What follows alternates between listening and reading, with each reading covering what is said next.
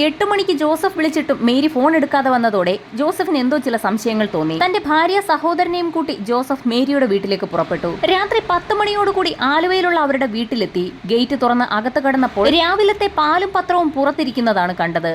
വീട്ടിൽ ആരുമില്ല എന്ന് തന്നെ അവർ ഉറപ്പിച്ചു. എങ്കിലും ജോസഫ് വെറുതെ വീടിന്റെ ഒരു വശത്തുള്ള ജനലിലൂടെ അകത്തേക്ക് നോക്കി. അപ്പോഴാണ് വാതിലിന്റെ ഒരു പാളിയുടെ കൊളുത്ത് എടുത്തിട്ടിരിക്കുന്നത് കണ്ടത്. ജോസഫും അളിയനും കൂടി വാതിൽ തുറന്ന് അകത്ത് കയറി. തങ്ങളുടെ കൈവശമുണ്ടായിരുന്ന ടോർച്ച് അടിച്ചു നോക്കിയതും നടുക്കുന്ന ഒരു കാഴ്ചയാണ് അവർ കണ്ടത്. ആ വീട്ടിലെ പയ്യൻ ജോമോൻ സ്വീകരണ മുറിയിൽ രക്തത്തിൽ കുളിച്ചു കിടക്കുന്നു. തൊട്ടടുത്ത മുറിയിലേക്ക് ടോർച്ചടിച്ചു നോക്കിയ ജോസഫ് കണ്ടത് ജോമോന്റെ സഹോദരി ദിവ്യ ആ മുറിയിലെ കട്ടിലിൽ കമിഴ്ന്നു കിടക്കുന്നതാണ്. അവരോടിച്ചെന്ന് മുറിയിൽ കിടക്കുന്ന ദിവ്യയെ നോക്കിയപ്പോൾ അവൾക്കും അനക്കമുണ്ടായിരുന്നില്ല. തിരിച്ച് ഹാളിലേക്ക് ഇറങ്ങിയ ജോസഫും അളിയനും പെട്ടെന്നൊരു കാഴ്ച കണ്ട് നിലവിളിച്ചു പോയി. അവിടെ ഒരു കസേരയിൽ അവരെ തന്നെ നോക്കിയിരിക്കുകയാണ് ബേബി എന്ന് വിളിക്കുന്ന ജോസഫിന്റെ സഹോദരി മേരി. അവരുടെ ശരീരത്തിൽ നിന്നും രക്തം വാർന്നൊഴുകിക്കൊണ്ടിരിക്കുകയാണ്. തന്റെ സഹോദരിയുടെ ജീവനറ്റ ശരീരം കസേരയിലിരിക്കുന്നത് കണ്ട് ജോസഫ് മരവിച്ച് നിൽക്കുന്നതിനിടയിലാണ് അളിയൻ മറ്റൊരു കാഴ്ച കാണുന്നത്. കസേരയിലിരിക്കുന്ന മേരിയുടെ തൊട്ട് താഴെയായി അവരുടെ ഭർത്താവ് കമിഴ്ന്നു കിടക്കുന്നു. അയാൾക്ക് ചുറ്റും രക്തം തളം കെട്ടിക്കിടപ്പുണ്ട്. അത് മേരിയുടെ ഭർത്താവ് അഗസ്റ്റിനായിരുന്നു. നടക്കുന്ന കാഴ്ച കണ്ട് നിലവിളിച്ച് കരഞ്ഞുകൊണ്ട് ജോസഫും അളിയനും കൂടി തൊട്ടടുത്ത ജോസിന്റെ വീട്ടിലേക്ക് ഓടിക്കയറി. ഉടൻ തന്നെ അവരുടെ ഒരു ബന്ധു റോയിയെ കൂടി അവിടേക്ക് വിളിച്ചു വരുത്തി. 4 സംഘം ഉടൻ തന്നെ ആലുവ പോലീസ് സ്റ്റേഷനിലെത്തി SIയെ വിവരം ധരിപ്പിച്ചു. വിവരം കേട്ട ഉടൻ തന്നെ പോലീസ് സംഘം ആലുവയിലെ ഹാർഡ്വെയർ കട നടത്തുന്ന അഗസ്റ്റിൻ മാഞ്ഞൂരാന്റെ വീട്ടിലേക്ക് എത്തി. SI NV ജോണസ് സംഘവും മാഞ്ഞൂരാന്റെ വീടിനുള്ളിലേക്ക് കടന്ന് ലൈറ്റ് ഇട്ടു. അവിടെ തീർത്തും നടുക്കുന്ന ഒരു കാഴ്ചയായിരുന്നു പോലീസ് സംഘം കണ്ടത്. അഗസ്റ്റിൻ മാഞ്ഞൂരാനും അദ്ദേഹത്തിന്റെ ഭാര്യയും 2 മക്കളും കൊല്ലപ്പെട്ട് കിടക്കുന്നു. അപ്പോഴാണ് മറ്റൊരു കാര്യം SIയുടെ ശ്രദ്ധയിൽപ്പെട്ടത്. അവർ കൊല്ലപ്പെട്ട് കിടക്കുന്ന പ്രധാന ഹാളിന്റെ ഭിത്തിയിലായി രക്തം കൊണ്ട് ഒരു ചിത്രം വരച്ചിരിക്കുന്നു. ഒരമ്പും അമ്പിൽ കോർത്തിരിക്കുന്ന വില്ലുമായിരുന്നു ചിത്രത്തിലുള്ളത്. പോലീസുകാർ ആ കാഴ്ച കണ്ട് അമ്പരന്ന് നിൽക്കുന്ന സമയത്താണ് ജോസഫ് മറ്റൊരു കാര്യം പറയുന്നത്. ഈ വീട്ടിൽ ഇവരെ കൂടാതെ അഗസ്റ്റിന്റെ അമ്മയും സഹോദരിയും കൂടിയുണ്ട്. പോലീസ് സംഘം ഉടൻ തന്നെ അകത്തേക്ക് കടന്ന് പരിശോധന ആരംഭിച്ചു. അടുക്കളയിലെത്തിയ പോലീസുകാർ അക്ഷരാർത്ഥത്തിൽ നടുങ്ങിപ്പോയി. അടുക്കളയിൽ കൊല ചെയ്യപ്പെട്ട നിലയിൽ കിടക്കുന്ന അഗസ്റ്റിന്റെ അമ്മയെയും സഹോദരിയെയുമാണ് പോലീസുകാർ അവിടെ കണ്ടത്. അറിയപ്പെടുന്ന ഒരു കുടുംബത്തിലെ 6 പേർ അതിക്രൂരമായി കൊല ചെയ്യപ്പെട്ട വിവരം പോലീസ് സംഘം ഉടൻ തന്നെ ഉയർന്ന ഉദ്യോഗസ്ഥരെ അറിയിച്ചു. പിറ്റേ ദിവസം നേരം പുലർന്നപ്പോഴേക്കും വാർത്ത നാടാകെ പരന്നിരുന്നു. ഉന്നത ഉദ്യോഗസ്ഥരും ഫോറൻസിക് സംഘവും ഫോട്ടോഗ്രാഫേഴ്സും അടക്കം സ്ഥലത്തേക്കെത്തി. ഫോറൻസിക് സംഘം വീടിനകത്തുള്ള എല്ലാ വിരലടയാളങ്ങളും ശേഖരിച്ചു. മഴുവും കത്തിയുമൊക്കെ ഉപയോഗിച്ചാണ് അതിക്രൂര കൊലപാതകം നടന്നിരിക്കുന്നത്. ഇതിനു പുറമെ രക്തം പുരണ്ട ഒരു സ്റ്റൂളും കണ്ടെത്തി. വിവരമറിഞ്ഞ് അഗസ്റ്റിന്റെയും മേരിയുടെയും സഹോദരങ്ങളും സ്ഥലത്തെത്തി. അവരുടെ സാന്നിധ്യത്തിൽ പോലീസുകാർ അവരുടെ അലമാരികളെല്ലാം വിശദമായി പരിശോധിച്ചു. എന്നാൽ അവിടെ നിന്നും ഒരു സാധനം പോലും മോഷണം പോയിട്ടില്ല എന്ന് വ്യക്തമായി. അലമാരകളിൽ വെച്ചിരിക്കുന്ന പണവും 150 പവനോളം വരുന്ന സ്വർണവും അവിടെ തന്നെ ഉണ്ടായിരുന്നു. ഇൻക്വസ്റ്റ് നടപടികൾ പൂർത്തിയാക്കിയ ശേഷം മൃതദേഹങ്ങൾ പോസ്റ്റ്മോർട്ടത്തിനായി അയച്ചു. ഡോഗ് സ്ക്വാഡ് സ്ഥലത്തെത്തിയിരുന്നെങ്കിലും പ്രത്യേകിച്ച് ഒരു ഗുണവും ഉണ്ടായില്ല. വീടിനകത്തും പുറത്തും ചുറ്റി നടന്ന ശേഷം പോലീസ് നായ റോഡ് വരെ മാത്രമേ പോയുള്ളൂ. കൃത്യം നടത്തിയ ശേഷം വ്യക്തികൾ അല്ലെങ്കിൽ ഒരു വ്യക്തി റോഡ് വരെ പോയതായുള്ള ഒരു അറിവ് മാത്രമാണ് അതിൽ നിന്ന് ലഭിച്ചത്. പഴുതടച്ചുള്ള അന്വേഷണം ആരംഭിക്കുന്നതിന്റെ ഭാഗമായി 30 പേരടങ്ങുന്ന പോലീസ് സംഘത്തെ നിയോഗിച്ചു. കൊല്ലപ്പെട്ട അഗസ്റ്റിനോട് വിരോധമുള്ള ആരെങ്കിലും ഉണ്ടോ എന്നുള്ളതായിരുന്നു പോലീസിന്റെ ആദ്യഘട്ട അന്വേഷണം. അഗസ്റ്റിൻ വീട് വെക്കുന്നത് സംബന്ധിച്ച് ചില കേസും തർക്കങ്ങളും ഉണ്ടായിരുന്നു. സഹോദരന്മാരുമായുള്ള അഗസ്റ്റിന്റെ ആ ഒരു കേസ് കൂടാതെ മറ്റ് യാതൊരു പ്രശ്നങ്ങളും അഗസ്റ്റിൻ ഉണ്ടായിരുന്നില്ല. എന്നാൽ വിശദമായ പോലീസ് അന്വേഷണത്തിൽ സ്വത്ത് തർക്കമോ സഹോദരങ്ങളുമായുള്ള യാതൊരു പ്രശ്നമോ ഈ സംഭവത്തിൽ ഉൾപ്പെടുന്നില്ല എന്ന് പോലീസിന് വ്യക്തമായി. ഫോറൻസിക് സംഘം തെളിവുകൾ ശേഖരിക്കുന്നതിനിടയിൽ അഗസ്റ്റിന്റെ മകനായ ജോമോന്റെ കയ്യിൽ നിന്നും ഒരു രോമം കണ്ടെത്തിയിരുന്നു. നിർണായകമായ ഒരു തെളിവായി അത് മാറുകയായിരുന്നു. കൊല്ലപ്പെട്ട 6 പേർക്ക് പുറമെ ആ വീട്ടിൽ നിന്നും 9 പേരുടെ വിരലടയാളങ്ങൾ കൂടി ഫോറൻസിക് സംഘം കണ്ടെത്തി. അതിൽ 5 എണ്ണം അവ്യക്തവും 4 എണ്ണം വളരെ വ്യക്തവുമായിരുന്നു. ആ വീടുമായി ബന്ധമുള്ള ആളുകളുടെയൊക്കെ വിരലടയാളങ്ങൾ പോലീസ് സംഘം ശേഖരിച്ചു തുടങ്ങി. ഇതിനിടയിലാണ് പോസ്റ്റ്മോർട്ടം റിപ്പോർട്ട് എത്തുന്നത്. റിപ്പോർട്ട് അനുസരിച്ച് ആദ്യം കൊല ചെയ്യപ്പെട്ടിരിക്കുന്നത് അഗസ്റ്റിന്റെ സഹോദരി കൊച്ചുറാണിയാണ്. തുടർന്ന് മണിക്കൂറുകൾ ഇടവിട്ടാണ് ബാക്കിയുള്ളവർ കൊല്ലപ്പെട്ടിരിക്കുന്നത്. കൊച്ചുറാണിയുടെ പോസ്റ്റ്മോർട്ടം റിപ്പോർട്ടിൽ നിന്നും മറ്റു ചില കാര്യങ്ങൾ കൂടി വ്യക്തമായിരുന്നു. മരിക്കുന്നതിന് തൊട്ടു മുൻപ് കൊച്ചുറാണി ഒരു സെക്ച്വൽ റിലേഷനിൽ ഏർപ്പെട്ടിരുന്നു. എന്നാൽ അതൊരിക്കലും ഒരു റേപ്പ് അല്ലായിരുന്നു. ഒരു പക്ഷേ അയാൾ തന്നെയാവാം കൊച്ചുറാണിയെ കൊലപ്പെടുത്തിയതെന്ന് പോലീസ് നിഗമനത്തിലെത്തി. വിരലടയാള പരിശോധന പുരോഗമിക്കുന്ന സാഹചര്യത്തിലാണ് ഒരു വിരലടയാളം അഗസ്റ്റിന്റെ ഒരു ബന്ധുവിന്റെ മകന്റേതാണെന്ന് കണ്ടെത്തിയത്. വ്യക്തമായ 4 വിരലടയാളങ്ങളിൽ ഒരെണ്ണമാണ് നിലവിൽ മാച്ച് ചെയ്ത് കിട്ടിയിരിക്കുന്നത്.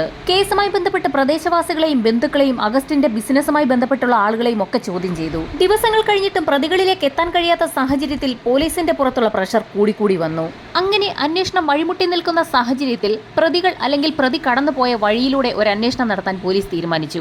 കടന്നുപോയ വഴികളിൽ ആരെങ്കിലുമൊക്കെ അവരെ കണ്ടിട്ടുണ്ടാവാം. കൊല നടത്തിയ വ്യക്തി അല്ലെങ്കിൽ വ്യക്തികൾ ആ വീട്ടിൽ നിന്നും കൃത്യം നടത്തിയ ശേഷം പുറത്തേക്ക് പോയിട്ടുണ്ടാവുക വെളുപ്പിന് ഏകദേശം 2 മണിക്കും 5 മണിക്കും ഇടയിലായിരിക്കണം. ആ സമയത്ത് ഏകദേശം പ്രതികൾ കടന്നു പോയിട്ടുണ്ടാകാൻ സാധ്യതയുള്ള വഴികളെക്കുറിച്ചുള്ള ഏകദേശ വിവരം തയ്യാറാക്കിയപ്പോൾ പോലീസ് ഉദ്യോഗസ്ഥൻ ബേബി വിനോദിന്റെ ശ്രദ്ധയിൽപ്പെട്ടത് പള്ളിക്ക് സമീപത്തൂടി കടന്നു പോകുന്ന ഒരു റോഡാണ്.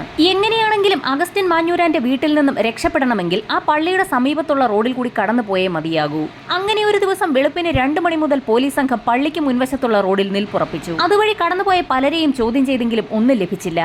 രാവിലെ ഏകദേശം 5 മണിയോടുകൂടി ഒരു വല്യമ്മ റോഡിലൂടെ കടന്നു വരുന്നത് കണ്ട് പോലീസ് സംഘം വല്യമ്മയെയും ചോദ്യം ചെയ്തു. അവരുടെ ഒരു ബന്ധു തൊട്ടടുത്ത ആശുപത്രിയിൽ അഡ്മിറ്റ് ആയതിനാൽ കഴിഞ്ഞ ഒരാഴ്ചയായി ആ സമയത്ത് അവർ അതുവഴി കടന്നു പോകുന്നത് പതിവാണെന്ന് അവർ വ്യക്തമാക്കി.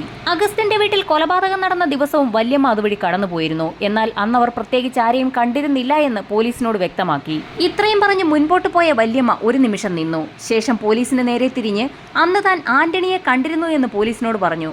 ആന്റണി ആരാണെന്ന് പോലീസ് ചോദിച്ചപ്പോൾ ഗൾഫിൽ പോയ ചെറുക്കനില്ലേ, അവനാണ് ആന്റണി എന്ന് വല്യമ്മ പറഞ്ഞു. ഇത്രയും പറഞ്ഞ് വല്യമ്മ കടന്നുപോയപ്പോൾ പോലീസ് സംഘം ആന്റണിയെക്കുറിച്ച് വിശദമായി അന്വേഷിക്കാൻ തീരുമാനിച്ചു. അന്വേഷണത്തിൽ ആന്റണി അഗസ്റ്റിന്റെ ഏറ്റവും അടുത്ത ബന്ധുവാണെന്നും കൊലപാതകം നടന്നതിന്റെ പിറ്റേ ദിവസമാണ് ആന്റണി ഗൾഫിലേക്ക് പോയതെന്നും വ്യക്തമായി. ഇത്രയും വലിയൊരു കൊലപാതകം നടന്നിട്ടും തൊട്ടടുത്ത ദിവസം തന്നെ ആ വീട്ടിലേക്ക് എത്താതെ ഗൾഫിലേക്ക് എന്തുകൊണ്ടാകാം ആന്റണി പോയതെന്ന് പോലീസിന് സംശയമുണ്ടായി. കൊലപാതകങ്ങൾ നടന്നത് ഒരു രാത്രിയിലായിരുന്നു. അതിന്റെ പിറ്റേ ദിവസം രാത്രിയായപ്പോഴായിരുന്നു കൊലപാതക വിവരം പോലീസുകാരും ബന്ധുക്കളുമൊക്കെ അറിഞ്ഞത്. കൊല നടന്നതിന്റെ പിറ്റേ ദിവസം രാവിലെയാണ് ആന്റണി ഗൾഫിലേക്ക് പോയത്. അതുകൊണ്ട് തന്നെ അയാൾ ഈ കൊലപാതക വിവരം അറിഞ്ഞു കാണാൻ സാധ്യതയില്ല എന്ന് പോലീസ് നിഗമനത്തിലെത്തി. എങ്കിലും ആന്റണിയുടെ പേര് പോലീസ് സംഘം ഒന്ന് നോട്ട് ചെയ്തു വെച്ചു. തുടർന്ന് അഗസ്റ്റിന്റെ പരിസര പ്രദേശത്തുള്ള ഓരോ വീടുകളിലും കയറിയിറങ്ങി പോലീസുകാർ ഒരു ചോദ്യം ചെയ്യൽ നടത്തി. സംഭവം നടക്കുന്നതിന്റെ തലേ ദിവസവും തൊട്ടടുത്ത ദിവസങ്ങളിലോ അസ്വാഭാവികമായി അവിടെ എന്തെങ്കിലും കണ്ടിട്ടുണ്ടോ എന്ന് നാട്ടുകാരോടൊക്കെ പോലീസ് തിരക്കി. കാര്യങ്ങൾ അന്വേഷിക്കുന്നതിന്റെ ഭാഗമായി നിരവധി വീടുകളിൽ കയറിയിറങ്ങി രാജൻ എന്ന വ്യക്തിയുടെ വീട്ടിലെത്തി.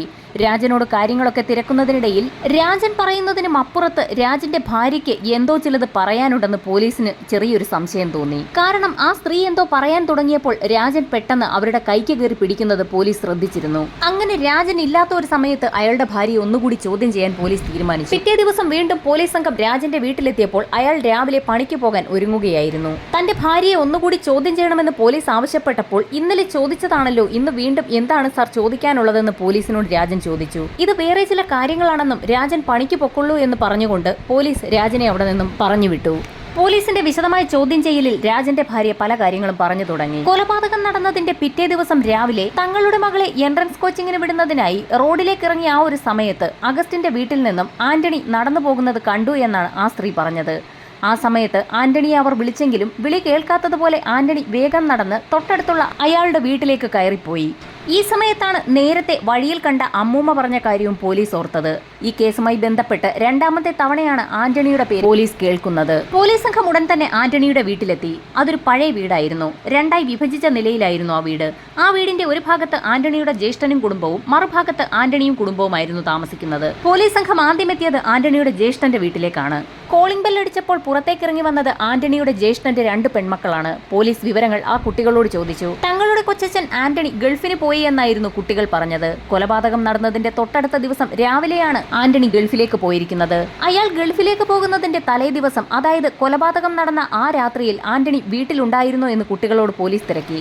എന്നാൽ അന്ന് അയാൾ വീട്ടിലുണ്ടായിരുന്നില്ല എന്നും കുട്ടികൾ വ്യക്തമാക്കി. പോലീസ് സംഘം ഉടൻ തന്നെ ആന്റണിയുടെ വീട്ടിലെത്തി ഭാര്യയെ ചോദ്യം ചെയ്തു. കുട്ടികൾ പറഞ്ഞ അതേ കാര്യങ്ങൾ തന്നെയാണ് ആന്റണിയുടെ ഭാര്യയും പറഞ്ഞത്. എന്നാൽ ഗൾഫിൽ പോകുന്നതിന്റെ തലേ ദിവസം രാത്രിയിൽ ആന്റണി എവിടെ പോയതാണെന്ന് ഭാര്യ ചോദിച്ചില്ലേ എന്ന് പോലീസ് അവരോട് ചോദിച്ചു. ഗൾഫിൽ പോകുന്നതിനുള്ള വിസ സംഘടിപ്പിക്കുന്നതുമായി ബന്ധപ്പെട്ട് മുംബൈയിലെത്തി ചിലർക്ക് പണം നൽകാനുള്ളതിനാൽ ആ പണം സംഘടിപ്പിക്കുന്നതിനുള്ള ഓട്ടത്തിലായിരുന്നു ഭർത്താവെന്നും ഇതിന്റെ ഭാഗമായി പല ദിവസങ്ങളിലും രാത്രിയിൽ വൈകി എത്തുകയും ചില ദിവസങ്ങളിൽ വരാതിരിക്കുന്നതും പതിവായിരുന്നു എന്ന് ആന്റണിയുടെ ഭാര്യ എമ്മ പോലീസിനോട് പറഞ്ഞു. പിറ്റേ ദിവസം രാവിലെ തന്നെ ഗൾഫിലേക്ക് പോകാനായി തയ്യാറാക്കി വെച്ചിരിക്കുന്ന ബാഗും എടുത്ത് ആന്റണി അവിടെ നിന്ന് പോവുകയും ചെയ്തു. വിസയ്ക്കുള്ള പണത്തിനായി തലേ ദിവസം രാത്രി ആന്റണി പോയിട്ട് ആ പണം ലഭിച്ചോ എന്നും പോലീസ് ചോദിച്ചു. പലിശയ്ക്ക് പണം നൽകുന്ന പെരുമ്പാവൂരുള്ള ഒരു രമേശിന്റെ കയ്യിൽ നിന്നും പണം സംഘടിപ്പിച്ചാണ് ആന്റണി ഗൾഫിലേക്ക് പോയതെന്നും അവർ വ്യക്തമാക്കി. അങ്ങനെ പോലീസ് സംഘം പെരുമ്പാവൂരുള്ള രമേശിന്റെ വീട്ടിലെത്തി. ആന്റണിക്ക് രമേശ് പണം നൽകിയോ എന്നുള്ള പോലീസിന്റെ ചോദ്യത്തിന് ഞെട്ടിക്കുന്ന ഒരു മറുപടിയായിരുന്നു തിരികെ ലഭിച്ചത്. വർഷങ്ങൾക്ക് മുൻപ് 2 ലക്ഷം രൂപ ആന്റണിക്ക് രമേശ് കടം നൽകിയിരുന്നു. അതിൽ ഒരു ഭാഗം തിരിച്ചടയ്ക്കാനാണ് കഴിഞ്ഞ ദിവസം ആന്റണി എത്തിയത്. അയാൾ കുറച്ച് പണം നൽകിയ ശേഷം ബാക്കി തുക ഗൾഫിലെത്തി അയച്ചു നൽകാമെന്ന് പറഞ്ഞിട്ടാണ് അവിടെ നിന്നും പോയത്. ആന്റണിയുടെ കൈവശം പണമില്ല എന്നും ഗൾഫിൽ പോകുന്ന ആവശ്യത്തിനടക്കമുള്ള കാര്യങ്ങൾക്കായി അയാൾ പണത്തിനായി അലഞ്ഞു തിരിയുകയാണെന്നുമുള്ള വിവരമായിരുന്നു ആന്റണിയുടെ ഭാര്യയുടെ മൊഴിയിലുള്ളത്. അങ്ങനെയുള്ള ആന്റണിയുടെ കൈവശം എങ്ങനെയാണ് പണം എത്തിയതെന്ന് പോലീസിന് സംശയമായി. ആന്റണിയെ കസ്റ്റഡിയിലെടുക്കാൻ തന്നെ പോലീസ് തീരുമാനിച്ചു. ആന്റണിയുടെ ഭാര്യയുടെ മൊഴിയനുസരിച്ച് നിലവിൽ ആന്റണി സൗദി അറേബ്യയിലെ ദമാമിൽ ഒരു ഡോക്ടറുടെ ഡ്രൈവറാണ്. അഗസ്റ്റിൻ മാഞ്ഞൂരാന്റെ വീട്ടിലെ കൊലപാതകം നടന്നതിന്റെ പിറ്റേ ദിവസം രാവിലെ തന്നെ ആന്റണി അപ്രത്യക്ഷനായി. അതിനാൽ തന്നെ കൊലപാതകവുമായി ആന്റണിക്ക് ബന്ധമുണ്ടോ എന്ന് പോലീസ് സംശയിച്ചു. കൊലപാതകം നടത്തി പണം തട്ടിയെടുത്തതാകാമെന്നുള്ള നിഗമനത്തിലാണ് പോലീസ് ആദ്യം എത്തിയത്. എങ്കിലും വലിയൊരു ചോദ്യം പോലീസിന്റെ മുൻപിൽ നിലനിൽക്കുന്നു. ഫോറൻസിക് സംഘത്തിന്റെ റിപ്പോർട്ട് പ്രകാരം ആ വീട്ടിൽ നിന്ന് പണവും സ്വർണവും ഒന്നും തന്നെ നഷ്ടപ്പെട്ടിട്ടുമില്ല. ആന്റണിയെക്കുറിച്ച് അന്വേഷിക്കാൻ പോലീസ് സംഘം ബോംബെയിലെത്തി. അവിടെ ഒരു വിസ ഏജന്റ് വഴിയാണ് ആന്റണി സൗദി അറേബ്യയിലേക്ക് പോയിരിക്കുന്നത്. തൃശൂരിൽ നിന്നും ട്രെയിൻ മാർഗമാണ് ആന്റണി ബോംബെയിലെത്തിയതെന്നും ഏജന്റിൽ നിന്നും പോലീസിന് വ്യക്തമായി. വിശദമായ അന്വേഷണത്തിൽ സംഭവം നടന്നതിന്റെ തൊട്ടടുത്ത ദിവസം രാവിലെ ബസ്സിൽ യാത്ര തിരിച്ച ആന്റണി തൃശൂരിലെത്തുകയും അവിടെ നിന്ന് ട്രെയിൻ മാർഗം ബോംബെയിലെത്തുകയും ചെയ്തു. ബോംബെയിലെത്തി ഏജന്റിന് പണം നൽകിയ ആന്റണി അവിടെ നിന്ന് ദമാമിലേക്കും പോയി. അങ്ങനെ കാര്യങ്ങളെല്ലാം വ്യക്തമായ പോലീസ് സംഘം ആന്റണിയും ഭാര്യയും തമ്മിലുള്ള ഫോൺ സംഭാഷണങ്ങൾ നിരീക്ഷിക്കാൻ തീരുമാനിച്ചു. കോൾ റെക്കോർഡ് ചെയ്യാനുള്ള എല്ലാ സംവിധാനങ്ങളും പോലീസ് സ്റ്റേഷനിൽ ഒരുക്കിയ ശേഷം ആന്റണിയുടെ ഭാര്യ എമ്മയെ പോലീസ് സ്റ്റേഷനിലേക്ക് വിളിച്ചു വരുത്തി. ആഴ്ചയിൽ ഒരിക്കലാണ് ആന്റണി ഭാര്യയെ വിളിക്കാറുള്ളത്. പതിവ് പോലെ ആന്റണിയുടെ കോൾ എത്തി. പോലീസിന്റെ നിർദ്ദേശങ്ങൾക്കനുസരിച്ച് ആന്റണിയുടെ ഭാര്യ പോലീസ് വലയത്തിൽ ഇരുന്നു കൊണ്ട് തന്നെ ആന്റണിയോട് സംസാരിച്ചു തുടങ്ങി. നാട്ടിൽ ചില കാര്യങ്ങൾ ചെയ്തു തീർക്കാനുള്ളതിനാൽ ആന്റണി എത്രയും വേഗം നാട്ടിലേക്ക് എത്തണമെന്ന് ഭാര്യ പറഞ്ഞു. എന്നാൽ നോക്കട്ടെ, താൻ ഇപ്പോൾ ഇങ്ങോട്ട് വന്നതല്ലേ ഉള്ളൂ എന്നൊക്കെ ആന്റണി മറുപടി പറഞ്ഞു. കേസുമായി ബന്ധപ്പെടുത്താൻ കഴിയാവുന്ന യാതൊരു സംഭാഷണവും ആന്റണിയുടെ ഭാഗത്തു നിന്നും ഉണ്ടായില്ല. ആന്റണിയെ പിടികൂടാൻ ഒരു സംഘം പോലീസുകാർ ബോംബെ വഴി സൗദിയിലേക്ക് പോകാൻ ശ്രമിച്ചെങ്കിലും അത് നടന്നില്ല. സൗദി അറേബ്യയും ഇന്ത്യയും തമ്മിൽ കുറ്റവാളികളെ കൈമാറുന്ന ഒരു കരാർ നിലവിലില്ല. പിന്നെ ആകെയുള്ളൊരു മാർഗം സൗദിയിൽ ആന്റണിയെ ജോലിക്ക് വെച്ചിരിക്കുന്ന ഡോക്ടർ മനസ്സറിഞ്ഞ് ആന്റണിയെ നാട്ടിലേക്ക് അയക്കണം. പോലീസ് സംഘം ഡോക്ടറോട് സംസാരിച്ചെങ്കിലും നാട്ടിൽ നടന്ന ക്രൈമുമായി ആന്റണിക്കുള്ള ബന്ധത്തെക്കുറിച്ചൊന്നും അയാളോട് പറഞ്ഞിരുന്നില്ല. വളരെ പാടുപെട്ടിട്ടായിരുന്നു ആന്റണിയെ പോലെ ഒരു ഡ്രൈവറെ ഡോക്ടർക്ക് ഒത്തുകിട്ടിയത്. അതിനാൽ തന്നെ അയാളെ നാട്ടിലേക്ക് അയക്കണമെങ്കിൽ 3 ലക്ഷം രൂപ തനിക്ക് നൽകണമെന്നും ഡോക്ടർ ആവശ്യപ്പെട്ടു. ഗത്യന്തരമില്ലാതെ പോലീസ് സംഘം നാട്ടിൽ നടന്ന കൊലപാതക പരമ്പരയുടെ മുഖ്യ സൂത്രധാരനായി ആന്റണിയെ സംശയിക്കുന്ന വിവരം ഡോക്ടറിനോട് പറഞ്ഞു. ഡോക്ടർ ആകെ അമ്പരന്നു. അയാളുടെ ഭയം ഗുണം ചെയ്തെന്ന് തന്നെ പറയാം. വൈകാതെ തന്നെ ടിക്കറ്റ് എടുത്ത് ആന്റണിയെ ബോംബെയിലേക്ക് അയച്ചു. ബോംബെ എയർപോർട്ടിൽ വന്നിറങ്ങിയ ആന്റണിയെ പോലീസ് സംഘം കൈയോടെ പൊക്കി. കസ്റ്റഡിയിലെടുത്ത് ചോദ്യം ചെയ്യൽ ആരംഭിച്ചെങ്കിലും തനിക്ക് ആ കൊലപാതകങ്ങളുമായി യാതൊരു ബന്ധവുമില്ല എന്ന് ആന്റണി ഉറപ്പിച്ചു പറഞ്ഞു. ഒരാഴ്ച നീണ്ട ചോദ്യം ചെയ്യലിനൊടുവിലും ആന്റണി ഒന്നും സമ്മതിക്കാതെ വന്നപ്പോൾ പോലീസുകാർ പത്രക്കാരെ എല്ലാം വിളിച്ചു വരുത്തി ആന്റണിയാണ് മുഖ്യപ്രതിയെന്നും അയാളെ വളരെ സാഹസികമായി സൗദി അറേബ്യയിൽ നിന്നും നാട്ടിലെത്തിച്ച് തങ്ങൾ കസ്റ്റഡിയിലെടുത്തെന്നും വ്യക്തമാക്കി. ആന്റണി പറഞ്ഞു തന്ന രീതിയിൽ പോലീസിന്റെ നിഗമനങ്ങളെല്ലാം കൂടി കൂട്ടിച്ചേർത്ത് പത്രങ്ങൾക്ക് ഒരു വിശദീകരണവും നൽകി. നിഗമനങ്ങൾ അനുസരിച്ച് ആന്റണിക്ക് ഗൾഫിൽ പോകാൻ പണം നൽകുന്നത് അഗസ്റ്റിന്റെ സഹോദരി കൊച്ചുറാണിയാണ്. അഗസ്റ്റിന്റെ വീട്ടിൽ സർവ്വസ്വാതന്ത്ര്യവുമുള്ള അയാളുടെ ബന്ധു കൂടിയായ ആന്റണിക്ക് എപ്പോൾ വേണമെങ്കിലും അവിടെ ചെല്ലാം. അങ്ങനെ പണം വാങ്ങുന്നതിനായി സംഭവം നടക്കുന്ന അന്ന് വൈകുന്നേരം ആന്റണി ആ വീട്ടിലേക്കെത്തി. ആ സമയത്ത് അഗസ്റ്റിനും ഭാര്യയും മക്കളും സിനിമയ്ക്ക് പോകാനായി തയ്യാറായി നിൽക്കുകയാണ്. ആന്റണിയെ അകത്തേക്ക് ക്ഷണിച്ച ശേഷം തങ്ങൾ സിനിമയ്ക്ക് പോയി വരാമെന്ന് പറഞ്ഞ് അഗസ്റ്റിനും കുടുംബവും സിനിമയ്ക്ക് പോയി. ആ സമയം വീട്ടിൽ കൊച്ചുറാണിയും അഗസ്റ്റിന്റെ അമ്മ ക്ലാരയുമായിരുന്നു ഉണ്ടായിരുന്നത്. കുറെ നേരം സംസാരിച്ചിരുന്ന ശേഷം ക്ലാര മുറിക്കുള്ളിലേക്ക് പോയി. ഈ സമയം കൊച്ചുറാണിയോട് അവൾ തരാമെന്ന് സമ്മതിച്ച പണം ആന്റണി ആവശ്യപ്പെട്ടു.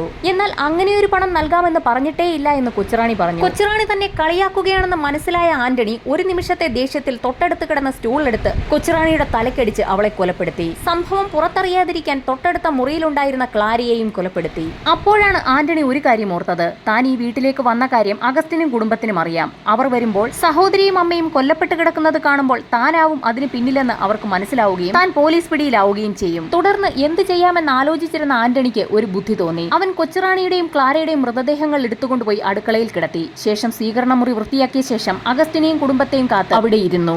ഏതാനും മണിക്കൂറുകൾക്ക് ശേഷം അഗസ്റ്റിന്റെ കാർ വീട്ടുമുറ്റത്തെത്തിയെന്ന് ആന്റണിക്ക് മനസ്സിലായി. ആന്റണി അടുക്കളയിൽ ഒരു ഭാഗത്ത് ഒളിച്ചിരുന്നു. അപ്പോഴേക്കും കതക് തുറന്ന് അഗസ്റ്റിനും കുടുംബവും വീടിനുള്ളിലേക്ക് പ്രവേശിച്ചു. ജോമോൻ ഹാളിലെ സോഫയിലിരുന്നു. അഗസ്റ്റിന്റെ മകൾ ദിവ്യ അവളുടെ മുറിയിലേക്ക് പോയി. മേരി ഡൈനിങ് ടേബിളിനടുത്തുള്ള കസേരയിലിരുന്നു. അപ്പോഴാണ് അഗസ്റ്റിൻ അടുക്കള ഭാഗത്തേക്ക് എത്തിയത്. പൊടുന്നനെ കതകിന് പുറകിൽ മറഞ്ഞിരുന്ന ആന്റണി ചുറ്റികയുമായി അഗസ്റ്റിന്റെ തലയിലേക്ക് ആഞ്ഞടിച്ച് അയാളെ കൊലപ്പെടുത്തി. ഇത് കണ്ടുകൊണ്ട് ചാടി എഴുന്നേറ്റ മേരിയുടെ കഴുത്തിലേക്ക് ആന്റണി അപ്പോഴേക്കും കത്തികുത്തി ഇറക്കിയിരുന്നു. അങ്ങോട്ടേക്ക് നിലവിളിച്ചുകൊണ്ട് ഓടിയെത്തിയ ജോമോനെയും ദിവ്യയെയും ആന്റണി അതിക്രൂരമായി വെട്ടിക്കൊലപ്പെടുത്തി. ശേഷം ആന്റണി കൊച്ചുറാണിയുടെയും മേരിയുടെയും കഴുത്തിലുണ്ടായിരുന്ന മാലകൾ ഊരിയെടുത്തു. കൃത്യം നടത്തിയ ശേഷം പുറത്തേക്കിറങ്ങിയ ആന്റണി ഒരു നിമിഷം നിന്നു. ശേഷം തിരികെ മുറിയിലേക്കെത്തി അഗസ്റ്റിന്റെ രക്തമെടുത്ത് ഭിത്തിയിൽ ഒരു അമ്പും വില്ലും വരച്ചു. കൊലപാതകം നടത്തിയത് മറ്റാരോ ആണെന്ന് പോലീസിനെ തെറ്റിദ്ധരിപ്പിക്കാനായിരുന്നു അത്. പോലീസിന്റെ ഈ കഥകൾ കേട്ട നാട്ടുകാരും പത്രക്കാരും ഒരുപോലെ ഞെട്ടി. ആന്റണിയെ തെളിവെടുപ്പിനായി കൊണ്ടുവരുന്ന സമയത്ത് ആ പ്രദേശമാകെ ജനസമുദ്രമായിരുന്നു. തെളിവെടുപ്പിനായി പോലീസ് ആദ്യം ആന്റണിയെ എത്തിച്ചത് ആളുകൾ സാധനങ്ങളൊക്കെ വലിച്ചെറിയുന്ന ഒരു പ്രദേശത്തായിരുന്നു. അവിടെ നിന്നും ഒരു പ്ലാസ്റ്റിക് കവറിൽ കയ്യുറയും കണ്ടെത്തി. അഗസ്റ്റിന്റെ വീട്ടിൽ നിന്നും കണ്ടെടുത്ത വ്യക്തമായ 4 ഫിംഗർ പ്രിന്റിൽ ഒരെണ്ണം ആന്റണിയുടേതാണെന്ന് തെളിഞ്ഞു. എന്നാൽ നിരവധി സംഘടനകളും വ്യക്തികളും പല സംശയങ്ങളും മുൻപോട്ട് വെക്കുകയും ഇതിന്റെ ഭാഗമായി ഹൈക്കോടതിയിൽ പുതിയൊരു ഹർജി നൽകുകയും ചെയ്തു. അതിൽ പ്രധാനമായും 2 കാര്യങ്ങളായിരുന്നു ഉള്ളത്. ഒന്ന്, അഗസ്റ്റിന്റെ സഹോദരി കൊച്ചുറാണി മരിക്കുന്നതിന് മുൻപ് ഒരു സെക്ച്വൽ റിലേഷനിൽ ഏർപ്പെട്ടിരുന്നു. അവരുടെ ശരീരത്തിൽ നിന്നും സ്പേമും കളക്ട് ചെയ്തിട്ടുണ്ട്. എന്നാൽ ഇതിനെക്കുറിച്ച് കൂടുതൽ അന്വേഷണം പോലീസ് നടത്തിയില്ല. അതുപോലെ തന്നെ അഗസ്റ്റിന്റെ വീട്ടിൽ നിന്നും 9 വിരലടയാളങ്ങളായിരുന്നു കണ്ടെത്തിയിരുന്നത്. അതിൽ ഒരെണ്ണം മാത്രമായിരുന്നു ആന്റണിയുടേത്. ബാക്കിയുള്ളത് ആരുടേതാണെന്ന് തുടരന്വേഷണം നടത്താൻ പോലീസ് തയ്യാറായില്ല. പോലീസിന്റെ അന്വേഷണത്തിൽ തൃപ്തരല്ലാത്തതിനാൽ മറ്റേതെങ്കിലും ഏജൻസിയെ ഈ കേസ് ഏൽപ്പിക്കണമെന്നായിരുന്നു ഹർജിക്കാരുടെ ആവശ്യം. അങ്ങനെ സംഘടനകളുടെ ഹർജി പ്രകാരം കോടതി കേസ് അന്വേഷണം CBIക്ക് കൈമാറി. CBI അന്വേഷണം ആരംഭിക്കുന്ന സമയത്ത് ആന്റണി മാഞ്ഞൂരാൻ ജാമ്യത്തിലിറങ്ങി ആലുവയിൽ ഒരു കടയിൽ ജോലി ചെയ്യുകയായിരുന്നു. CBIയുടെ അന്വേഷണത്തിനൊടുവിലും അവർ ആന്റണിയെ തന്നെയാണ് പിടികൂടിയത്.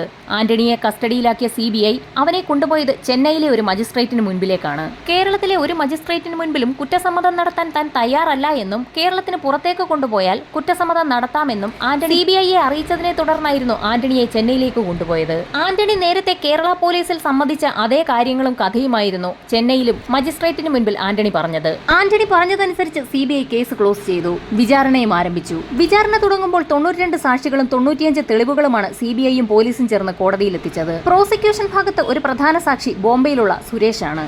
ആ സുരേഷിന്റെ കയ്യിലായിരുന്നു ആന്റണി ആഭരണങ്ങൾ വിൽക്കാനായി കൊടുത്തത്. സുരേഷ് ആകട്ടെ ആ ആഭരണങ്ങൾ ബോംബെയിൽ വിൽക്കാതെ തിരികെ നാട്ടിൽ കൊണ്ടുവന്ന് അവിടെ ഒരു ജ്വല്ലറിയിൽ പണയം വെക്കുകയായിരുന്നു. പണയം വെച്ച അതേ കടയിൽ നിന്നും പോലീസ് സംഘം ആ ഉരുപ്പടി കണ്ടെത്തുകയും ചെയ്തു. ജോമന്റെ മൃതദേഹത്തിൽ നിന്നും കണ്ടെത്തിയ രോമം ആന്റണിയുടേതെന്ന് തന്നെ തെളിയിച്ച ഫോറൻസിക് സംഘത്തിലെ ഉദ്യോഗസ്ഥയും ആന്റണിയെ അതിരാവിലെ കണ്ടതായി പറഞ്ഞ അമ്മൂമ്മയും തൊട്ടടുത്ത വീട്ടിലെ രാജന്റെ ഭാര്യയും ഒക്കെ തന്നെ സാക്ഷി പട്ടികയിൽ ഉൾപ്പെട്ടു. അങ്ങനെ കോടതിയിൽ വാദപ്രതിവാദം ആരംഭിച്ചു. ഈ സാക്ഷിമൊഴികളുടെയൊക്കെ ബലത്തിലാണ് ആന്റണിക്കെതിരെയായ മുഴുവൻ കാര്യങ്ങളും പോലീസ് എഴുതി തയ്യാറാക്കിയിരിക്കുന്നത്. വിസ്താരം ആരംഭിച്ചപ്പോൾ ഡിഫൻസിന് വേണ്ടി ഹാജരായ വക്കീലന്മാർ ഈ വാദങ്ങൾ അവിടെ മറ്റൊരു രീതിയിൽ ചോദ്യം ചെയ്തു. പോലീസിന് ലഭിച്ച 9 വിരലടയാളങ്ങളിൽ ഒരെണ്ണം മാത്രം ആന്റണിയുടേതാണ്. എന്നാൽ ആന്റണിയാകട്ടെ കൊലപാതകം നടന്ന ദിവസവും അതിനു മുൻപുള്ള ദിവസങ്ങളിലും ആ വീട്ടിൽ കയറി ഇറങ്ങിയിട്ടുള്ള ഒരു വ്യക്തിയാണ്. അതുകൊണ്ട് തന്നെ ആ വീട്ടിൽ നിന്നും ആന്റണിയുടെ വിരലടയാളം ലഭിച്ചത് വലിയ അസ്വാഭാവികതയൊന്നും തന്നെയില്ല. അടുത്തത് ആന്റണി കൊല ചെയ്യാൻ ഉപയോഗിച്ചതായി കണ്ടെത്തിയ കത്തി, ചുറ്റിക, കൊടുവാൾ, സ്റ്റൂൾ എന്നിവയിൽ ആന്റണിയുടെ വിരലടയാളം പതിഞ്ഞിട്ടുണ്ടോ എന്ന് ഡിഫൻസ് ചോദിച്ചു. എന്നാൽ ആന്റണി ആ സമയത്ത് കയ്യുറ ധരിച്ചിരുന്നെന്നും അതുകൊണ്ടാണ് വിരലടയാളം അതിലൊന്നും പതിയാഞ്ഞതെന്നും ആന്റണി ധരിച്ച കയ്യുറ പിന്നീട് തെളിവെടുപ്പിൽ കണ്ടെത്തിയതായും പ്രതിഭാഗം വാദിച്ചു. എന്നാൽ മാസങ്ങൾക്ക് ശേഷം ചപ്പുചവറുകൾ കൂട്ടിയിട്ടിരിക്കുന്ന ഒരു സ്ഥലത്തു നിന്നുമാണ് ഈ കയ്യുറ കണ്ടെത്തുന്നത്. ഇത്രയും കാലം ആ കയ്യുറ മാത്രം അവിടെ തന്നെ എങ്ങനെ കിടന്നു എന്നുള്ളത് പ്രധാന ചോദ്യമായിരുന്നു. അതുമാത്രമല്ല, കൊല നടത്തിയതിനു ശേഷം അതിന് തൊട്ടടുത്തുള്ള ഒരു പരിസരത്ത് തന്നെ ഇത്തരത്തിലൊരു കയ്യുറ ആന്റണി എങ്ങനെ ഉപേക്ഷിക്കും? ആന്റണി ആഭരണങ്ങൾ പണയം വെച്ച തീയതികൾ സംബന്ധിച്ചും ചില അവ്യക്തതകൾ ഉണ്ടായി. എന്നാൽ അപ്പോഴും സാഹചര്യ തെളിവുകളൊക്കെ ആന്റണിക്കെതിരായിരുന്നു. പ്രോസിക്യൂഷന്റെ വാദം അംഗീകരിച്ച കോടതി വിധി പറഞ്ഞു. മനുഷ്യ മനസാക്ഷിയെ ഞെട്ടിക്കുന്ന കൊലപാതക പരമ്പരയാണ് ആന്റണി മാഞ്ഞൂരാൻ നടത്തിയിരിക്കുന്നത്. അങ്ങനെ ആന്റണിക്ക് വധശിക്ഷ വിധിച്ചു. സുപ്രീം കോടതി വരെ ആന്റണിയുടെ വധശിക്ഷ ശരിവെച്ചപ്പോൾ ആന്റണി മാഞ്ഞൂരാൻ രാഷ്ട്രപതിക്ക് ഒരു ദയാഹർജി സമർപ്പിച്ചു. എന്നാൽ രാഷ്ട്രപതിയാകട്ടെ ആ ദയാഹർജി തള്ളുകയും ചെയ്തു. അങ്ങനെ ആന്റണി ഒരു റിവിഷൻ പെറ്റീഷൻ ഫയൽ ചെയ്തു. അതിലൂടെ കടന്നുപോയ സുപ്രീം കോടതി കേസ് ശരിയായ രീതിയിലല്ല അന്വേഷിക്കപ്പെട്ടതെന്നുള്ള കാര്യം വ്യക്തമാക്കി. സുപ്രീം കോടതിയുടെ പ്രധാന ചോദ്യം ഇതായിരുന്നു: കൊലപാതകങ്ങൾ നടക്കുന്നതിന് മുൻപ് തന്നെ കൊച്ചുറാണിയുടെ ശരീരത്തിൽ നിന്നും കളക്ട് ചെയ്യപ്പെട്ട സ്പേമിനെ കുറിച്ച് പോലീസ് എന്തുകൊണ്ട് അന്വേഷണം നടത്തിയില്ല? അത് ആന്റണിയുടേതാണെന്ന് തെളിഞ്ഞിരുന്നെങ്കിൽ കൊലപാതകവുമായി ആന്റണിയെ വേഗം കണക്ട് ചെയ്യാൻ കഴിയുമായിരുന്നു. എന്തുകൊണ്ട് ഇങ്ങനെ ഒരു കാര്യം പോലീസ് തള്ളിക്കളഞ്ഞു എന്നുള്ളതായിരുന്നു സുപ്രീം കോടതിക്ക് അറിയേണ്ടിയിരുന്നത്. രണ്ടാമത്, മാല പണയം വെച്ചതുമായി ബന്ധപ്പെട്ട് നിരവധി കള്ളസാക്ഷികളെയാണ് പോലീസ് നിരത്തിയത്. ഒരു കേസ് ജെനുവിനാണെങ്കിൽ ഇത്തരത്തിൽ കള്ളസാക്ഷികളെ ഒന്നും തന്നെ അവതരിപ്പിക്കേണ്ട ആവശ്യം വരുന്നില്ല. മൂന്നാമതായി, അഗസ്റ്റിന്റെ വീട്ടിൽ നിന്നും കണ്ടെടുത്ത മറ്റ് വിരലടയാളങ്ങളെക്കുറിച്ച് പോലീസ് വിശദമായ അന്വേഷണം നടത്തിയിരുന്നില്ല. ഇതോടൊപ്പം തന്നെ അഗസ്റ്റിന്റെ വീട്ടിൽ ഇത്രയധികം കൊലപാതകങ്ങൾ നടന്നിട്ടും അവിടെ നിന്നും ആന്റണിയുടേതെന്ന് കരുതുന്ന ഒരു തുള്ളി രക്തം പോലും കണ്ടെത്താനായിട്ടില്ല. അഗസ്റ്റിന്റെ വീട്ടിലേക്കെത്തിയ ആന്റണി നേരത്തെ തന്നെ കയ്യുറ കയ്യിൽ കരുതിയിട്ടുണ്ടായിരുന്നോ? ആ കാര്യത്തിലും വ്യക്തത വരുത്തിയിട്ടില്ല. അതുകൊണ്ട് തന്നെ പോലീസുകാർ കണ്ടെത്തിയ മുഴുവൻ കാര്യങ്ങളും പൂർണ്ണമായി വിശ്വസിക്കാൻ കഴിയുകയില്ല എന്ന് സുപ്രീം കോടതി വ്യക്തമാക്കി. ഇത്രയും പറഞ്ഞ സുപ്രീം കോടതി ആന്റണി മാഞ്ഞൂരാന്റെ വധശിക്ഷ ജീവപര്യന്തമായി കുറവ് ചെയ്തു.